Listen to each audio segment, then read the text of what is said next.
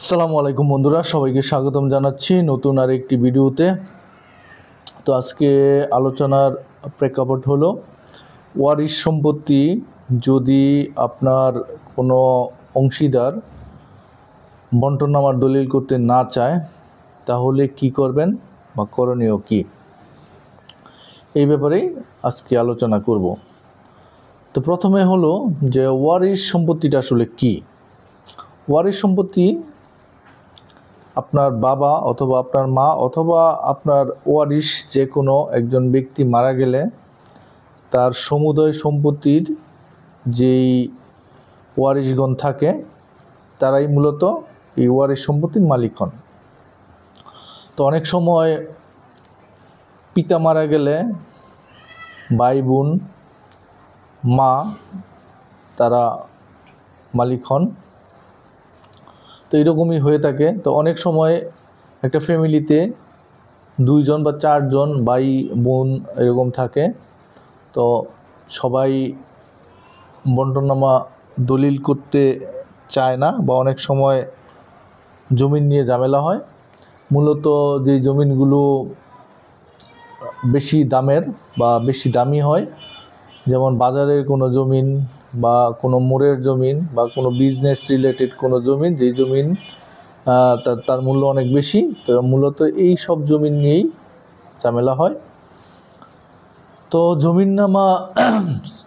ওয়ারিশনামা সম্পত্তি দলিল করতে হলে বা নামজারি করতে হলে প্রথমে একটা বন্টননামার দলিল করতে হয় এবং বন্টননামার দলিল নিয়ে তার সাথে ডেথ সার্টিফিকেট নিতে হয়। মা অথবা বাবার যিনি মারা যান ওনার ডেথ সার্টিফিকেট, ওয়ারিশ সার্টিফিকেট এবং এই বন্টননামার দলিল নিয়ে আপনাকে অনলাইনে অ্যাপ্লিকেশন করতে হবে। তো অ্যাপ্লিকেশন করার পরে তারা একটা কেস নাম্বার দিবে, সেই নাম্বার দিয়ে মূলত আপনার এই নামজারি করতে হয়। তো অনেক সময় ফ্যামিলিতে 4 জন বা 5 জন ভাই বোন থাকে, তারা 2 জন বা 3 জন একসাথে হলেও 1 জন 2 জন এরকম ব্যতিক্রম থাকতে পারে যে যারা বন্টননামার দলিল করতে চায় না বা তার জমিটা তার আন্ডারে আছে, সে জমিটা দিতে নারাজ। তো এরকম সিচুয়েশনে বা এরকম পরিস্থিতিতে আপনি কি করবেন? তো এইরকম পরিস্থিতিতে প্রথমে আপনার পরিবার নিয়ে আপনি বসবেন। আপনার বাবা মা যদি বাবা মারা যায় তাহলে মা, চাচা চাচি, কাকা কাকি এরকম আপনার পরিবারের যে বন্ডিং মানুষগুলো আছে সেই মানুষগুলো নিয়ে একটা পারিবারিক সালিশ বসাবেন। বসানোর পরে ওনাকে বলবেন যে আপনি বন্টননামার দলিল করেন এবং আমরা আমাদের যার যার মতো জমি নিয়ে নিই। যদি উনি এই জিনিসটা করতে নারাজ হয় বা ফ্যামিলিগত যেই একটা মিটিং বসে সেই মিটিংয়ে উনি অস্বীকার করে যে না আমি এই জমিন দিব না বা এই জমিনের বন্টননামার দলিল আমি করব না, সেই ক্ষেত্রে আপনারা চলে যাবেন আপনাদের নিকটস্থ বা আপনার ওয়ার্ডের যেই মেম্বার আছে সেই মেম্বার অথবা চেয়ারম্যানের কাছে। তো মেম্বার হলেও সমস্যা নেই বা চেয়ারম্যান হলেও সমস্যা নেই। তো ওনাদের মাধ্যমে আপনারা একটা সালিশি দরবার করবেন। সালিশি দরবার করার পরে সেইখানে ওনাকে বুঝাবেন যে উনি যাতে বন্টননামার দলিল করে নামজারি যার যার মতো সম্পত্তি নামজারি করে যার যার মতো নিয়ে নেওয়া যায়। সেখানেও যদি রাজি না হয় আপনারা চলে যাবেন একটা লয়ারের কাছে যাওয়ার পরে একটা উকিল নোটিশ ওনার নামে প্রেরণ করবেন, যিনি বন্টননামার দলিল করতে রাজি হয়নি তার নামে।